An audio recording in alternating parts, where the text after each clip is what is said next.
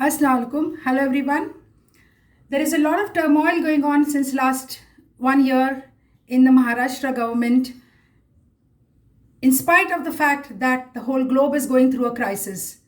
All the political parties are blamed to it for this, and the public is suffering. No one has got an answer for public safety, public accountability, and to help the public. But if one present ruling government is doing something, the opposition is attacking, and if the opposition is doing something, the present government attacks. So the public is severely suffering in this bargain. I would like to highlight a case of Mr. Paramveer Singh when he was being alleged of not handling the Sushant Singh Rathod case, and it went to the CBI and went to the NCB. So that time the opposition was raising a big hue and cry against him with a lot of slogans and dirty memes and remarks and everything. Today, when he has alleged the MVA government of demanding a certain amount from establishments, I would like to ask the MVA people, the Karyakartas and all, who are now alleging Paramveer Singh, is he telling wrong? Is this new? ये कोई नई बात हो रही है कि कोई IPS और IAS को दबाया नहीं जाता है? लोगों का कहना है कि उन्होंने ड्यूटी पर रहकर क्यों नहीं मुंह खोला. भैया, ड्यूटी पर रहकर ज़्यादा लोग नहीं मुंह खोल सकते. आप ही नहीं खोल पा रहे हैं तो वो लोग क्या खोलेंगे मुंह?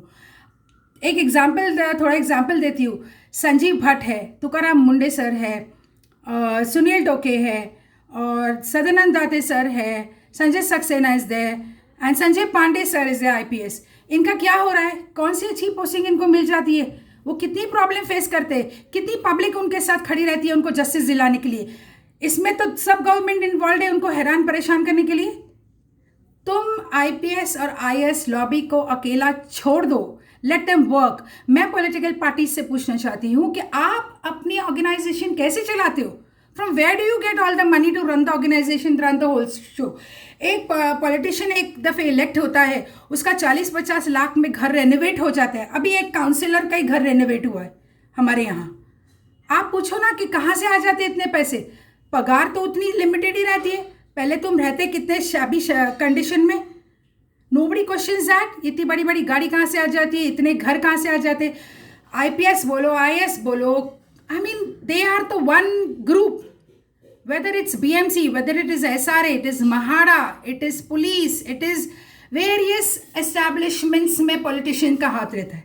हमेशा मुंबई का एक ड्रॉबैक है कि यहाँ पॉलिटिकल इंटरफेरेंस बहुत है और फ्री हैंड नहीं मिलता है काम करने के लिए. इंटरफेरेंस जरूर रहना चाहिए to be the eyes and ears to see if the governance is going on, not for damage your shares and cuts. That is really ruined the whole Mumbai today's time. जो आप पुलिस को एक Scotland yard के साथ compare कर रहे थे, आज उसी को शेम कर रहे हैं तुम सब मिलकर. क्यों कर रहे हैं? Why are they deserving all this? And it's my appeal to all these officers, please stand up for yourselves. Stand up and let's shape the city. पहले देख रहे थे कि बीजेपी गवर्नमेंट के कार्यकर्ता जिनको वो भक्त बोलते हैं वो लगे थे बुराई करने के लिए MVA की और किसकी हमारे ऑनरेबल CM की उनके घर की. और अब देखो, जब परमवीर सिंह ने एलिज किया है होम मिनिस्टर को, तो उनके पीछे लग गए हैं MVA के लोग. Can you imagine what is going on? इसमें पब्लिक सफ़र कर रही है. कोई मुद्दे की बात तो हो रही नहीं है, कोई काम की बात तो हो रही नहीं है हाउसेज में, असेंबलीज में. Why are you people doing this? Why the कार्यकर्ताज are not opening their eyes? मैं पूछना चाहती हूँ सब लोगों को कि भैया, सबने अपनी इनकम डिक्लेयर किया है कि तुमने कहाँ से लाई ये सब पैसे? क्योंकि हम लोगों को तो काम करना पड़ता है. अगर हमको वो 3 घंटा भी एक्टिविज्म काम देते. और क्या ये सच नहीं है कि सबसे ज़्यादा एक्टिविस्ट को दबाया जाता है पॉलिटिशियंस ही? वही दबाते हैं. कितने एक्टिविस्ट का मर्डर हुआ, कितने एक्टिविस्ट? आज छोटी सी बात मैं बताती हूँ, जो हम स्कूल्स के मुद्दे ले रहे हैं.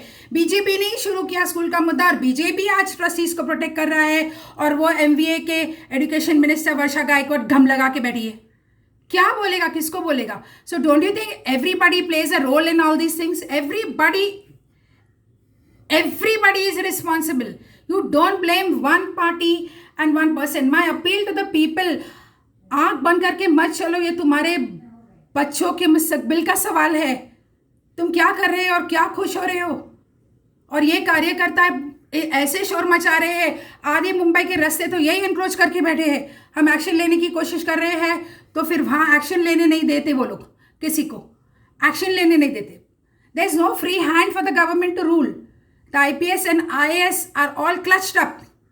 भले ही वो ज़्यादा पढ़े लिखे हैं या अनपढ़ थोड़े जाहिल गवार के लिए वो सलामी दे रहे हैं, but their hands are also tied. Everybody is not courageous to come up. सब नौकरी बचा रहे अपनी. किसको नहीं मालूम कि कौन सी पोस्टिंग के लिए कितने पैसे कहाँ देने पड़ते.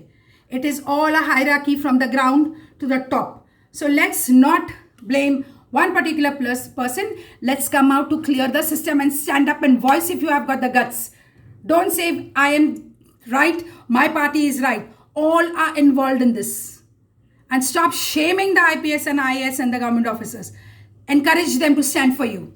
Shame them when they are doing wrong. Shame them boldly. I also don't spare them when it is wrong. There are so many good officers in this lobby who are really doing a lot of good work, and they are facing a shame. It's like a hall of shame for them today. It's only because you and I are not able to decide and not able to come out in open and speak the truth.